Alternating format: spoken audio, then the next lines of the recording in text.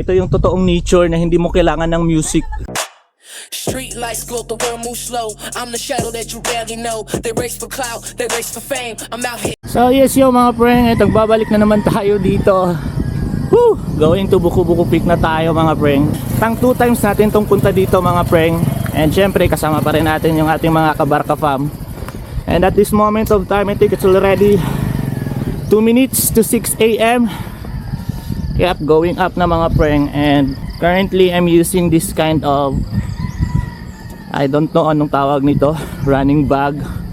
Hindi na tayo nag belt bag kasi hindi ko din to siya ginagamit, so gagamitin natin siya ngayon para sa hiking. So ngayon tara, let's G. So ang laman nito, phone, tsaka yun lang, phone tsaka yung battery.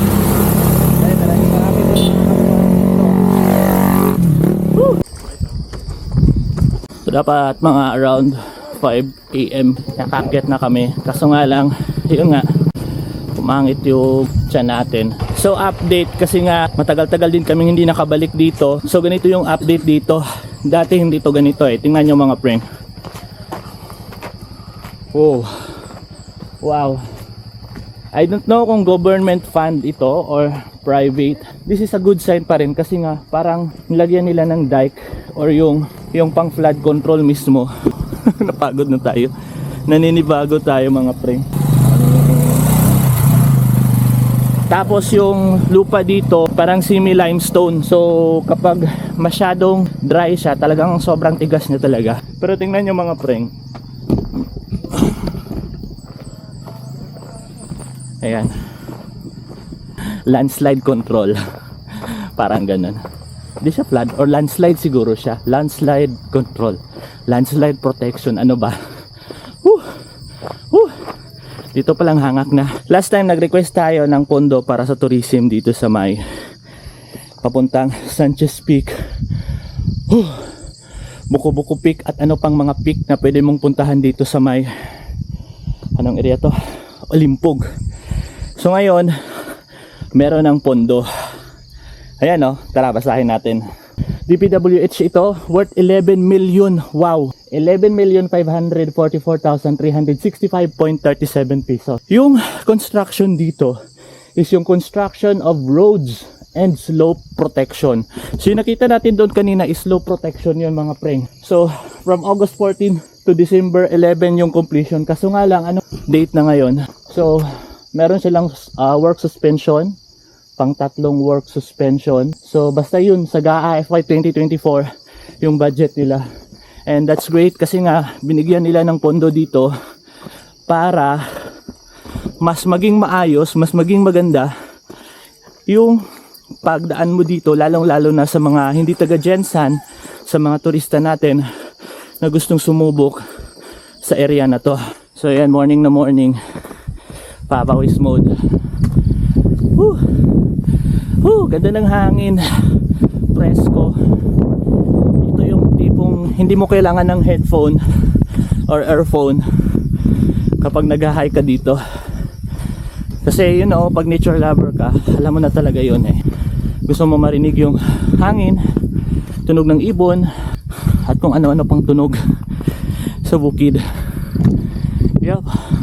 Medyo malayo pa talaga yung puntahan natin, pero hangak na. Ito pa lang, dito pa lang, una-una pa lang, ito na yung makikita mo dito mga friend. Wow, sobrang ganda.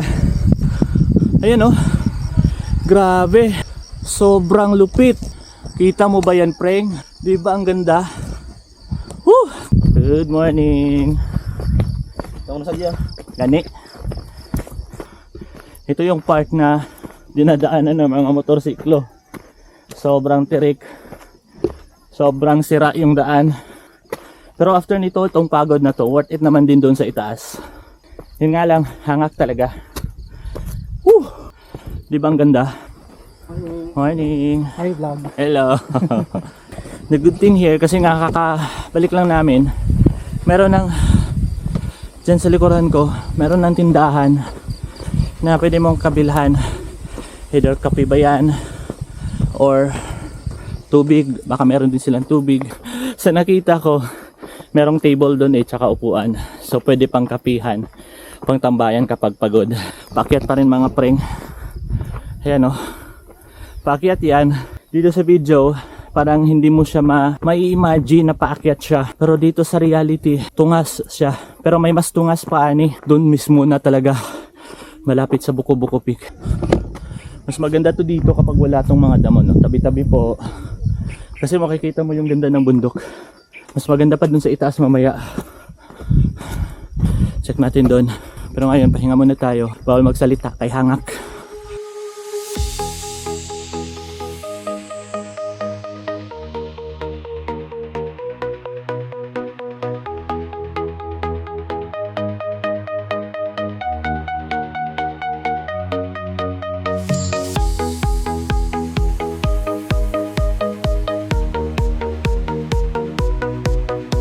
Ayan, another paakyat na naman mga preng.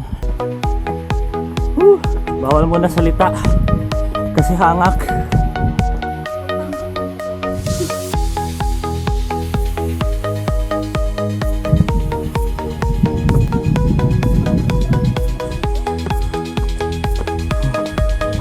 Ala, luya sa nagsaka ani uy.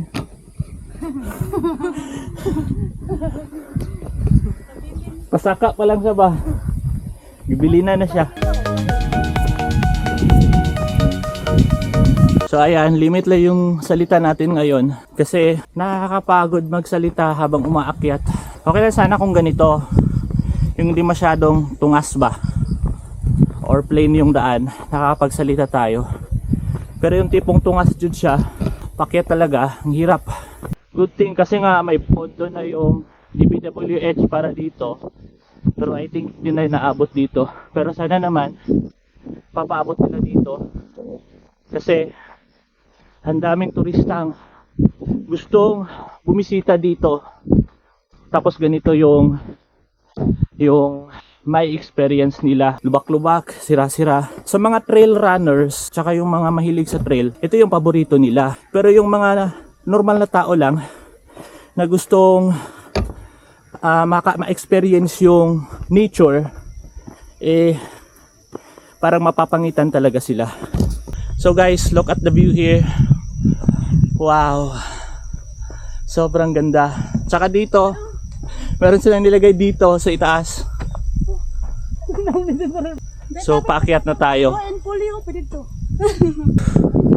Grabe dito preng, ang ganda, sobrang ganda.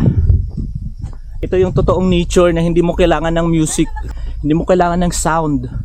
Yung gusto mong marinig, yung hangin, yung ibon, yung mga nagbabanggaang damo.